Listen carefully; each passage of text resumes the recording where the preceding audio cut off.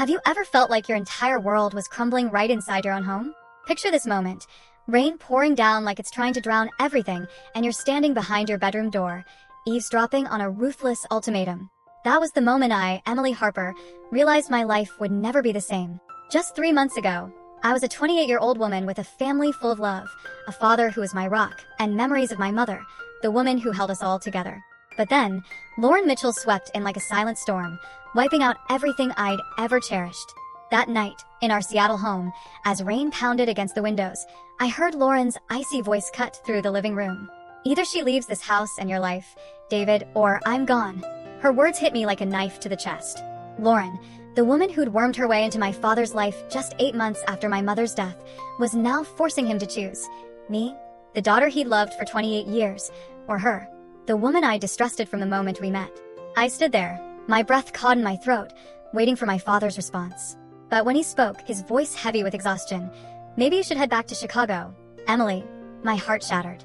That night, I didn't just lose my home. I lost my sense of safety, the father who once saw me as his entire world. But Lauren didn't know that. In that pain, a fire had ignited inside me. She thought she'd won, that I'd give up and disappear. She was wrong. This wasn't the end. This was the beginning of a fight I'd been quietly preparing for months. Where are you watching this story from? Have you ever faced a moment when someone tried to erase you from the life of the person you love most? If you've ever felt betrayal cut deep into your heart, stick with me. This story isn't just about pain, it's about how I stood up, fought back, and protected my family from a relentless manipulator. Hit that like button, subscribe, and join me on this gripping journey. You won't want to miss a single moment, / to understand why the moment my father, David Harper, asked me to leave our Seattle home cut so deep. You need to know about our family before the storm named Lauren Mitchell swept in. I grew up in a house filled with laughter and love, where every day felt like a gift. My father, David, was a brilliant architect, designing buildings that shaped Seattle's skyline. But to me, he wasn't just the man behind those grand structures. He was the dad who always made time for me, no matter how packed his schedule was. Every Sunday morning, we'd whip up waffles in our cozy kitchen, him sharing stories about the buildings he designed while I giggled as he pretended to drop flour on his nose. Those moments were the glue that held us together, the foundation of a love I thought was unbreakable. My mother, Sarah, was the heart of our family. A pediatrician, she brought gentleness and strength, like a lighthouse guiding us through any storm. Everyone adored her, her young patients, our neighbors, everyone. She balanced my father's creative energy with her grounded, loving pragmatism. I can still see the way my dad looked at her, like she was the only light in his world. They were together for 25 years, and their love never faded. Every evening, as I did homework at the kitchen table, I'd catch them holding hands, whispering stories only they understood. That was the kind of love I dreamed of, the standard I held every relationship in my life to. Summers, we'd sail on Puget Sound, the salty breeze tangling my hair as my dad taught me to steer the helm. "Life's like sailing, Emily," he'd say. "You've got to know when to hold tight and when to ease up." Mom would sit on the deck, reading, glancing up now, and then to smile at us. In those moments, I felt our family was invincible. My dad was there for every milestone, my graduation from the University of Washington with a finance degree, my first job in Chicago. The pride in his eyes was all I needed to keep going. But everything changed when Mom was diagnosed with pancreatic cancer. That disease was a thief, quietly stealing our family's light. In just 6 months, she was gone, leaving me and Dad in a world drained of color. My father, once as sturdy as the buildings he designed, became a shadow of himself. I know that pain paved the way for Lauren to step in, preying on his vulnerability. But before I tell you about her, I need you to understand that our family was once a fortress, built on love and trust. That's why, when that fortress crumbled, I couldn't just stand by. Have you ever felt like your family was the safest place in the world, only to watch it suddenly stop being itself? Share your story, and join me as we uncover the journey to protect what matters most, / When I tell you about those happy days with my parents, Sunday mornings making waffles or sailing on Puget Sound, I want you to picture a family that seemed unbreakable. But life, as my father used to say, isn't always a smooth sail. In a single moment, everything can change, and for our family, that moment came when my mother, Sarah, was diagnosed with pancreatic cancer. That disease wasn't just a storm. It was a tsunami, sweeping away every bit of light, every ounce of joy we'd ever known. I'll never forget the day Mom called me back from Chicago, her voice calm but trembling. "Emily, I need you home this weekend," she said. I was 25, building a career at a finance firm, but I dropped everything to get to Seattle. When I saw her, I barely recognized her. The woman who once glowed like a lighthouse was frail, her eyes sunken, yet she still forced a smile for me. My father, David, the man as strong as the buildings he designed, grew quiet. He held Mom's hand constantly, as if letting go would make her vanish. But cancer doesn't negotiate.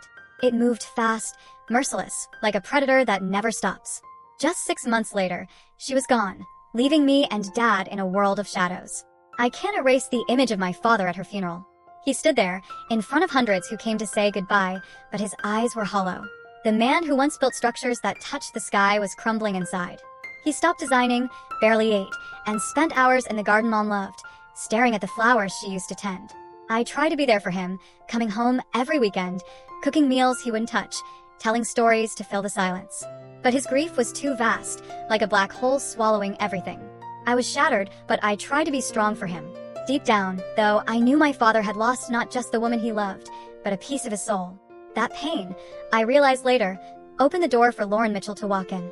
When a man like my father, strong but vulnerable, is left in the dark, predators like Lauren know exactly how to pounce. Have you ever watched someone you love collapse under the weight of loss? How did you help them stand again? Share your story, because my journey is just beginning, and what happens next will keep you glued to the edge of your seat. / After my mother, Sarah, passed away, our Seattle home felt shrouded in a heavy fog of grief. My father, David, once a man brimming with energy, now moved through life like a shadow. I tried to fill that void, coming home every weekend from Chicago, but nothing could erase the pain of losing Mom. It was in that darkness of grief that Lauren Mitchell slipped in, like a chilling breeze, bringing changes I never wanted. Just 8 months after Mom's funeral, while I was still learning to navigate a world without her, Dad introduced me to Lauren at his company's Christmas party. Lauren was the new office manager at Dad's architecture firm, a 42-year-old woman with sleek blonde hair and a smile polished to perfection. "Your dad talks about you all the time," she said, her voice syrupy sweet but her eyes sharp, sizing me up. I smiled politely, but deep down, a strange unease stirred. The way Dad rested his hand on her back, the way he forced a laugh, like he was trying to convince himself he was okay, it set me on edge. "She's just a friend," he said after the party, but his eyes wouldn't meet mine. I wanted to believe him, to trust that he was finding a way to heal after Mom's death. But deep inside, I sensed Lauren wasn't as simple as she seemed. Within weeks, Lauren started showing up more often. She'd come over for dinner, bringing expensive bottles of wine and glossy stories about her life. My father, who used to sit lost in Mom's garden, began to laugh again, but it wasn't the same. His smile was fragile, like he was clinging to a hollow spark of hope. Lauren talked about new beginnings and second chances, words that sounded sweet but felt calculated. I tried to be friendly, for Dad's sake, knowing he needed someone to pull him out of his grief. But every time Lauren looked at me, I caught a cold glint in her eyes, like I was an obstacle she needed to clear. I started to wonder, what did Lauren really want? Was it my father's love, or something deeper, more dangerous? Have you ever met someone who made you feel uneasy, even as they smiled and said all the right things? Share your thoughts, because this story is about to get a lot more intense. Lauren's ready to make her move, and so am I, / just a few months after Lauren Mitchell entered my father's life. Everything started spinning out of control. I was still getting used to seeing her in our Seattle home, a place once filled with memories of my mother, when one evening, Dad called me from Chicago. His voice was a mix of excitement and hesitation. "Emily, I've got something to tell you," he started. "Lauren and I are engaged. I know it's fast, but at my age, I've realized life's short. She's brought back a joy I thought I'd lost forever." I sat there, phone pressed to my ear, speechless. Engaged? After 6 months? My mother, Sarah, the woman Dad loved for 25 years, had only been gone for less than 2 years. How could he move on so quickly? The wedding happened just weeks later, a small, rushed affair, nothing like the love-filled celebration of my parents' marriage. I stood by Dad as a bridesmaid, my heart heavy as a stone. Lauren glided in, her dress dazzling and pricier than Mom's old car, a triumphant smile gleaming on her lips. It felt like I'd stepped into an unreal world where everything I knew about my father had been turned upside down. Aunt Ellen, Mom's sister, gripped my hand tightly as they exchanged vows. "Your mom would want your dad to be happy," she whispered, but her voice trembled, like she didn't quite believe her own words. Her eyes mirrored my fear. Lauren wasn't who she pretended to be. That wedding marked a turning point. I knew I couldn't just watch from a distance anymore. My gut feeling about Lauren grew stronger, like an alarm bell ringing nonstop in my head. My company had just started allowing remote work, and my Chicago lease was about to end. I decided to move back to Seattle, telling Dad I wanted to be close to support him through this new chapter. But the truth was I needed to be there to keep an eye on Lauren, to protect Dad from what I sensed was a looming threat. Every time she smiled at me, I saw a plan lurking behind her eyes, like a chess piece being positioned on the board. I didn't know exactly what she was after, but I swore I'd find out. Have you ever felt like a new family member was hiding something dangerous? How do you handle suspicion when someone you love is blind to it? Share your story, because my journey is about to get even more intense, and the truth is starting to come to light. // When I moved back to our Seattle home, determined to protect my father from Lauren Mitchell, I wasn't ready for what was coming. The house, once a fortress of love and memories of my mother, Sarah, started to change under Lauren's touch. Just a week after I settled in, she rearranged the kitchen Mom had designed. The old layout was so impractical, Lauren said, her voice sugary but loaded with intent, as she tucked Mom's favorite porcelain bowls into a forgotten corner. I looked at my father, David, waiting for him to push back, but he just nodded, his eyes dodging mine. That was the first time I felt my dad slipping into a stranger, as if Lauren was reshaping him into the version she wanted. The changes didn't stop there. One evening at dinner, with her practiced perfect smile, Lauren suggested turning my childhood bedroom into a yoga studio. "This room gets such great light, Emily," she said, like it was a casual idea. "You're only here temporarily, right?" Her words cut like a knife, a reminder that she wanted me gone. Dad looked uneasy, but he said nothing, just stared at his plate. I started to see a chilling pattern. Lauren made suggestions, Dad hesitated, then caved. Each time, another piece of Mom's memory was erased, like Lauren was trying to rewrite our family's history. She replaced the curtains Mom had hand-stitched, the ones with lavender patterns. "So outdated," Lauren declared, swapping them for sleek, sterile modern ones.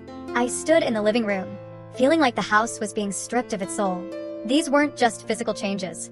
They were a silent declaration of war, Lauren's way of staking her claim. I started to wonder, was this just about taste, or was she aiming for something bigger?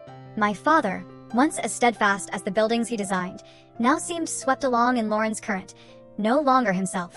Have you ever felt your home, the safest place you knew, being invaded by someone hell-bent on erasing your past? How do you cope when the person you love doesn't see it?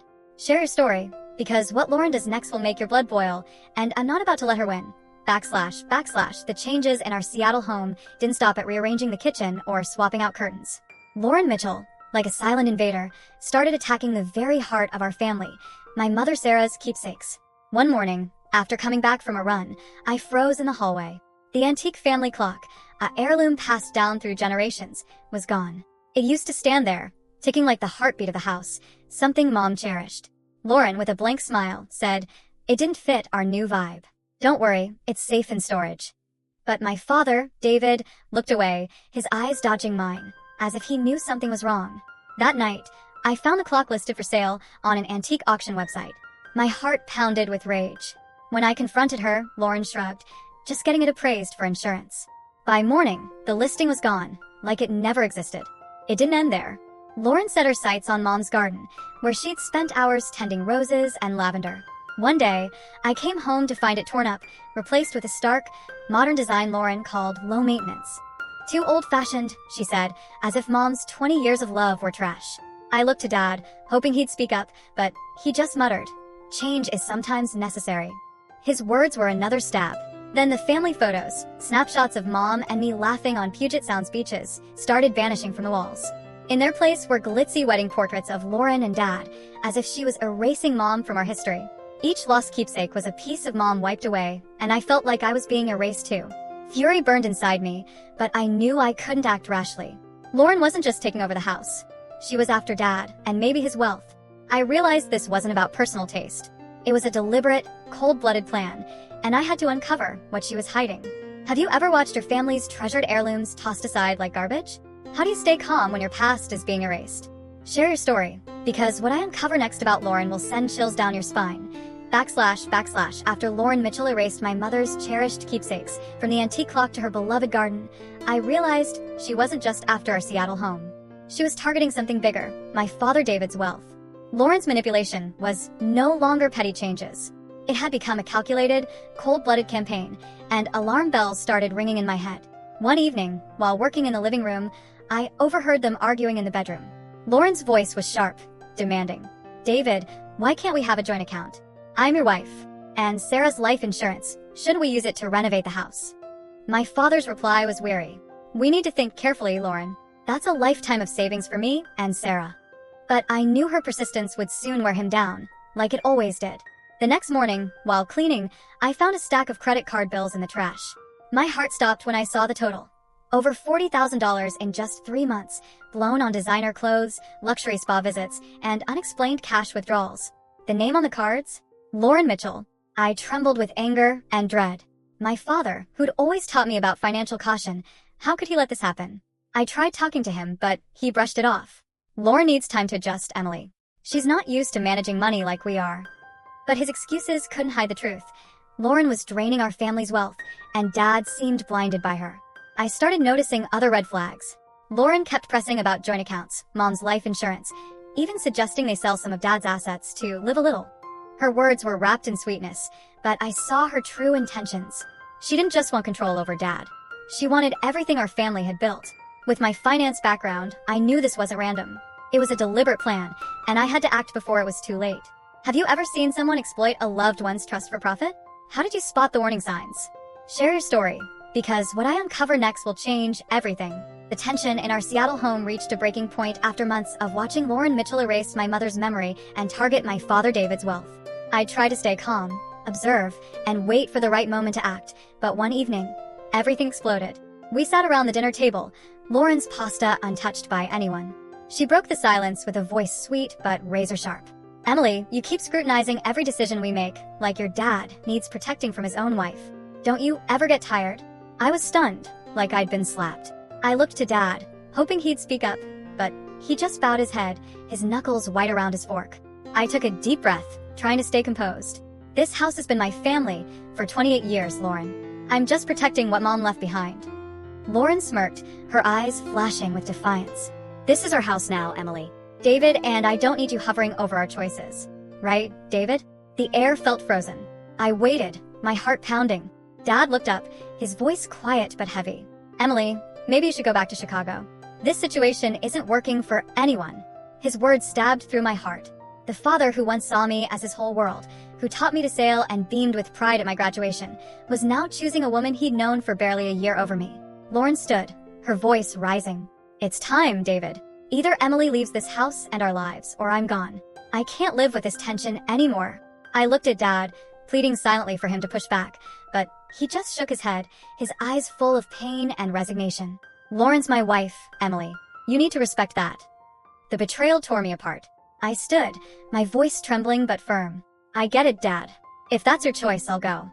Lauren smiled, thinking she'd won, but I knew this wasn't defeat.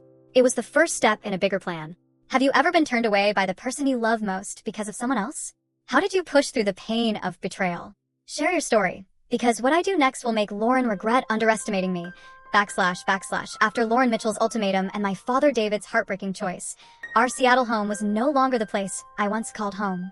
His words, maybe you should go back to Chicago, Emily, echoed in my mind like a mournful song that wouldn't stop. I stood in my childhood bedroom, once filled with laughter and my mother Sarah's bedtime stories. Now, it was just a cold space, threatened by Lauren's ambitions. But I didn't break. Beneath the pain, a fire of resolve burned. I knew staying and arguing would only make Lauren stronger. Instead, I chose strategy, retreat to prepare for a bigger fight.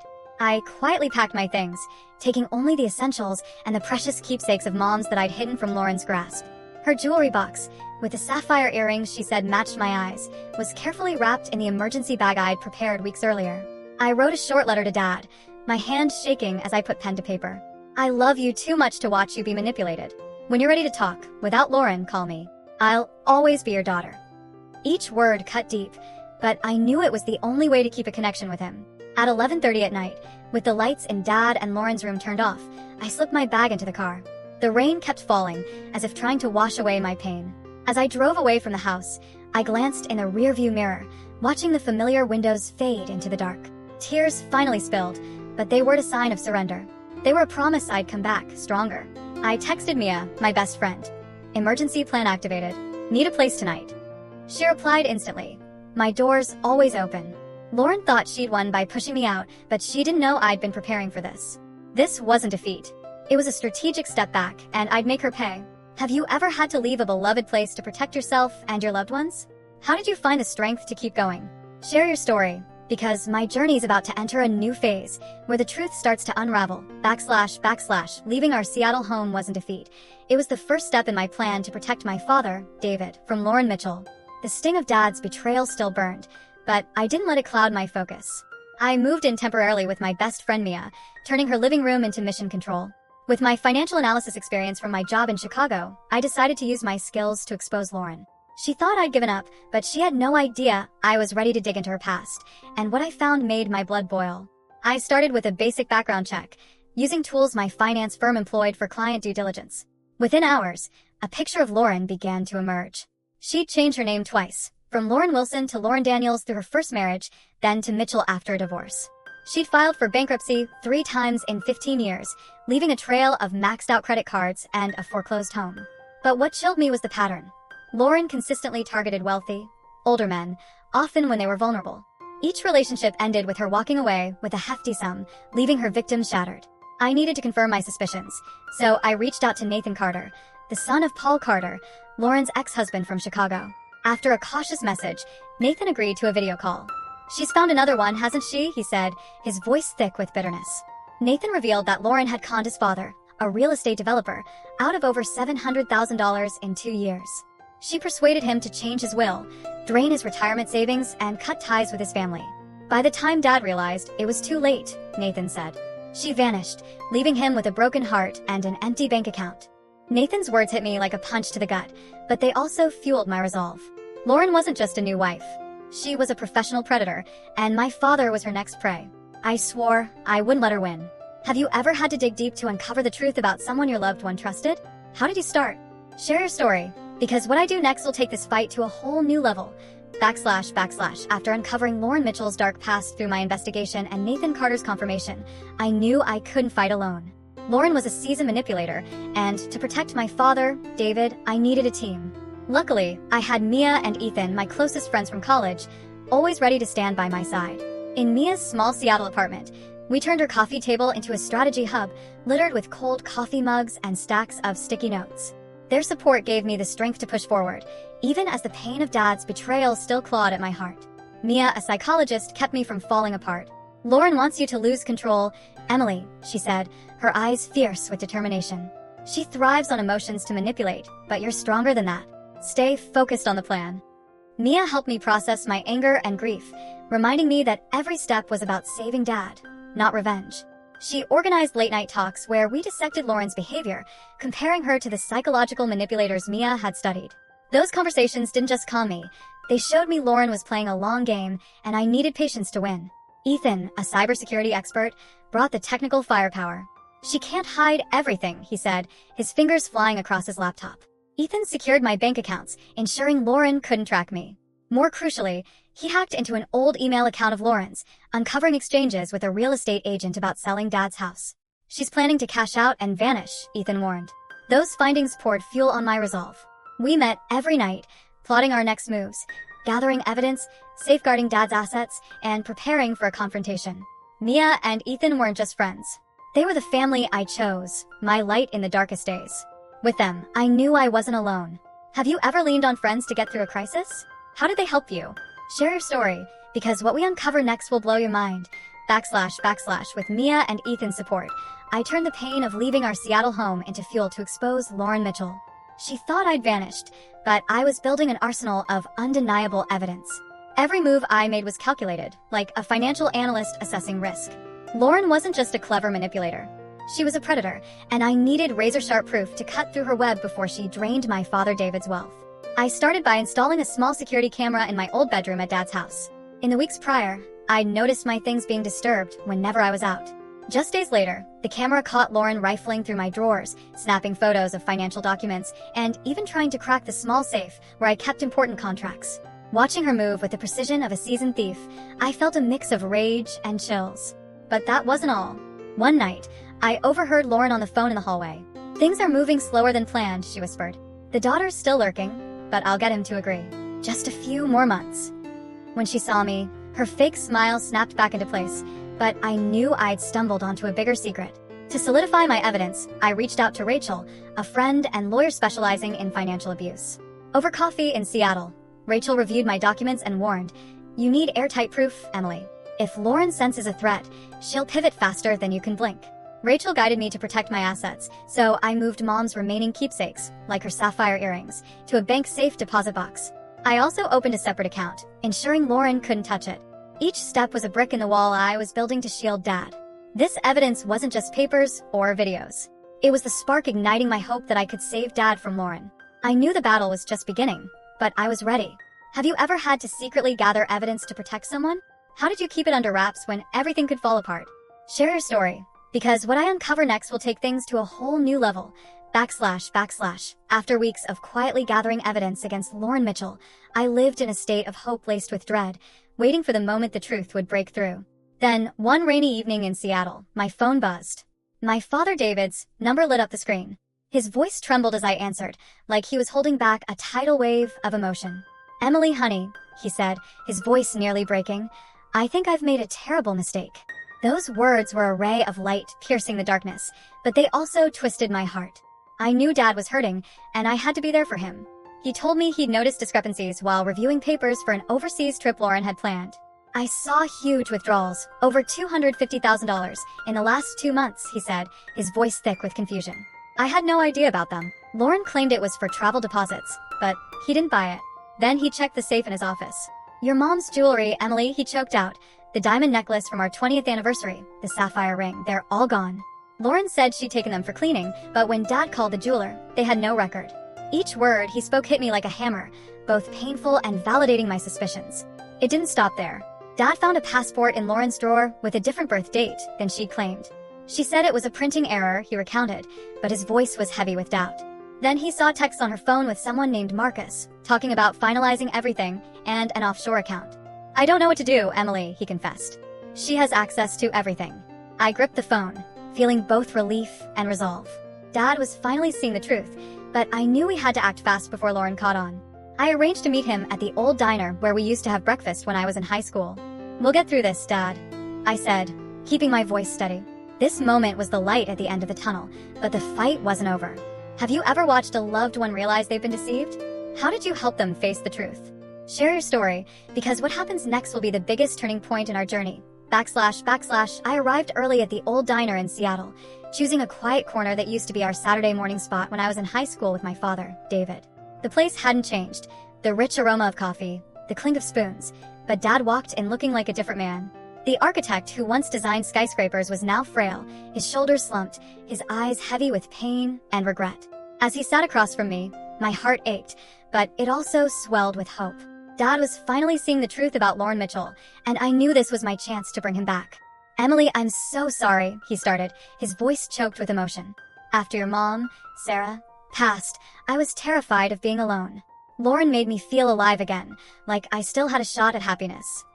He bowed his head, his hands gripping the coffee mug. I was blind to what she was doing. His confession shattered the wall between us. I reached out, taking his trembling hand in mine. "You weren't wrong to want happiness," I said softly. "But Lauren doesn't love you. She's using you, and I have proof." I pulled a USB drive from my bag, loaded with everything I'd gathered. Lauren's history of name changes, 3 bankruptcies, her pattern of scamming wealthy men, and the video of her rifling through my room. I told him about my conversation with Nathan Carter, the son of Lauren's former victim who lost $700,000. Dad listened, his eyes shifting from confusion to anger. "She's been lying to me and to you," he said, his voice growing firmer. "I want this to stop, Emily. I want to take back what's ours." I smiled, feeling like I'd found my strong father again. I hugged him, the first time in months, soaking in that familiar warmth. "We'll do this together, Dad," I said. "Lauren won't win." That moment reignited our father-daughter bond, a promise we'd overcome the darkness. But I knew confronting Lauren wouldn't be easy. Have you ever reunited with a loved one after a painful misunderstanding? How did you rebuild trust? Share your story, because what we do next will be an all-out battle. // After reuniting with my father, David, at the old diner in Seattle, I knew it was time to confront Lauren Mitchell. There was no turning back. Armed with airtight evidence and backed by Rachel, our lawyer specializing in financial abuse, we arranged a meeting at her law office. Lauren was invited under the pretense of urgent bank paperwork. I'll never forget the moment she walked in, her trademark confident smile plastered on, dressed like she was heading to a gala. But when she saw me, Dad, Rachel, and a thick stack of documents on the table, that smile vanished like fog under sunlight. Rachel opened, her voice professional but cutting. "Please have a seat, Ms. Mitchell. We need to discuss some irregular financial transactions." Lauren stiffened but tried to stay composed. Rachel laid it out. Unauthorized withdrawals of over $250,000, secret accounts in Lauren's name, and her history of fraud, corroborated by Nathan Carter and other victims. I watched Lauren, waiting for her reaction. At first, she feigned shock. "There must be a misunderstanding," she said, her voice syrupy. "David, you know I'd never do that." But when Rachel played the security camera footage of Lauren rifling through my room and snapping photos of documents, her face went pale. Lauren switched to crocodile tears, sobbing like a stage actress. "Emily, why would you do this? You can't handle your dad's happiness." She grabbed Dad's hand, but he pulled away, his eyes cold. "No more lies, Lauren," he said, his voice firm. "The fake passport, text with Marcus, the Bahamas account. Was that all Emily's imagination?" His words were a blade, slicing through Lauren's defenses. She turned to me, her eyes blazing with fury. "You're jealous, Emily. You don't want your dad to be happy, so you made it all up." But no one wavered. Rachel calmly slid divorce papers and a court order freezing her assets across the table. Lauren stood, her sweetness gone, replaced by a chilling menace. "You think you've won?" she whispered, her voice dripping with threat. "You have no idea what you've just done." Then she left, without a scene, but her glare haunted me. Dad exhaled, like a weight had lifted. "Thank you, Emily," he said, squeezing my hand. Rachel nodded. "This is just the start. We'll recover the assets and make sure she can't hurt anyone else." In that moment, I felt like our family had reclaimed its light. Lauren didn't just lose, she was exposed, and we protected what belonged to my mother, Sarah. But I knew this victory came at a cost, and the road to healing lay ahead. Have you ever faced down a manipulator and come out on top? How did it feel when the truth was laid bare? Share your story, because what we do next will make you believe justice always prevails. / After exposing Lauren Mitchell, my father, David, and I faced a new journey, healing the wounds she left behind. Our Seattle home, once invaded by Lauren, became the place where we rebuilt our family. Right after the confrontation, Dad froze their joint accounts, cutting off Lauren's access.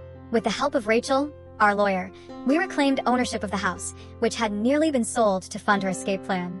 Each step felt like reclaiming a piece of the life my mother, Sarah, had built with Dad.